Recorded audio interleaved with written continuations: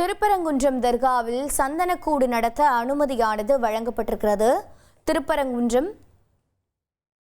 RTO அலுவலகத்தில் நடைபெற்ற பேச்சுவார்த்தையில் அனுமதி பெறப்பட்டிருக்கிறது. அண்மை செய்தியாக பார்க்கிறோம். மேலும் விவரங்களை செய்தியாளர் சத்யகுமார் வழங்கிட கேட்கலாம். சத்யகுமார் வணக்கம். எந்த தேதியில் இந்த சந்தனக்கூடு நிகழ்ச்சியானது நடைபெற இருக்கிறது? மேலும் விவரங்கள் என்னென்ன? வணக்கம்.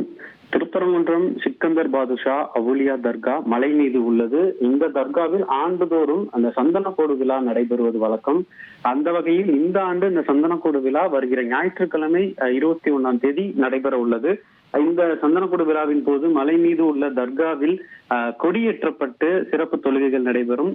இந்த நிலையில் மலை மீது தீபம் ஏற்றுவது தொடர்பாக நீதிமன்றத்தில் வழக்கு நிலுவையில் உள்ளதால் இந்த மலையில் தர்கா உள்ள தர்கா மீது இந்த கோவிலுக்கு செல்வதற்கும் வழிபடுவதற்கு பக்தர்களுக்கு அனுமதி ஏற்கனவே மறுக்கப்பட்டிருந்தது. எனவே கடந்த ஆண்டை போல இந்த ஆண்டும் அந்த சந்தனக்கூடு விழா மலை மீது நடப்பதற்கு அனுமதிக்க வேண்டும் என்று தர்கா சார்பாக திருமங்கலம் வருவாய் கோட்டாட்சியர் அலுவலகத்தில் அமைதி பேச்சுவார்த்தை நடைபெற்றது. இதில் திருப்பரங்குன்றம் கோவில் நிர்வாகம், திருப்பரங்குன்றம் காவல்துறையினர் மற்றும் தர்கா நிர்வாகம் சார்பாக இந்த ஆர்டிஓ அலுவலகத்தில் இந்த அமைதி பேச்சுவார்த்தை கூட்டம் நடைபெற்றது.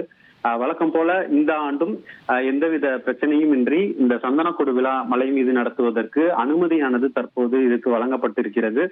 முன்னதாக இந்து மக்கள் கட்சி சார்பாக இந்த மலை மீது சந்தனக்கூடு விழா நடத்துவதற்கும் கோவிலுக்கு சொந்தமான மலை இடத்தில் உள்ள அந்த மலையில் உள்ள ஒரு மரத்தில் அந்த தர்கா சார்பாக கொடியேற்றுவதற்கும் அனுமதிக்க கூடாது என திருப்பரங்குன்றம் காவல் நிலையத்தில் இந்த இந்து மக்கள் கட்சி சார்பாக அந்த மனுவானது கொடுக்கப்பட்டிருந்தது ஒரு முக்கியமான விஷயமாக பார்க்கப்படுகிறது. ட்ரெண்டை ஃப்ரெண்ட் ஆக்கிக்கோங்க. தந்தி டிவியின் சப்ஸ்கிரைபர்ஸ் அண்ட் ஃபாலோவர்ஸ் குடும்பத்துல நீங்களும் இணையுங்க.